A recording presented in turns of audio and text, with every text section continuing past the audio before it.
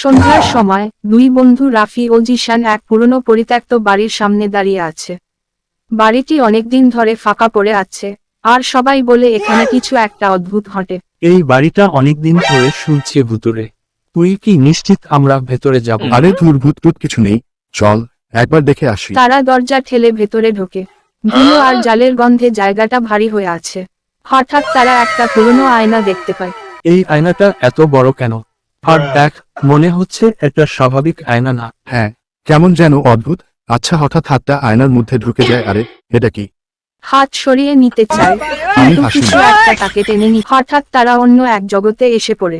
জায়গাটা অন্ধকার, সবকিছু যেন ধোঁয়ার মতো ঘোলা। চারদিকে ছায়ামূর্তির মতো কিছু ঘুরে বেড়াচ্ছে। এটা কোথায় এলাম? এ যেন আমাদের দুনিয়া না।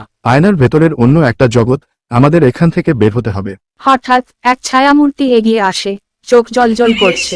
তার গলা থেকে ফিসফিস আওয়াজ বের হয়, তোমরা ফিরে যেতে পারবে না। এই জগতে যারা আসে তারা আর ফিরে যায় না। তারা দেখে আয়নার ওপাশে তাদের নিজেদের দেহ পড়ে আছে, যেন প্রাণহীন। যদি আমরা সময় মতো না ঢুকতে পারি, তাহলে হয়তো আমরাও এই ছায়াগুলোর মতো হয়ে যাব। আয়নার সামনে গিয়ে একসাথে হাত দে, চেষ্টা করি। আমরা ফিরে এলাম। রাফি আর জিশান দ্রুত সেখান থেকে পালায়, আর কসম খায় যে এই বাড়ির ধারে কাছেও আর কখনো আসবে না।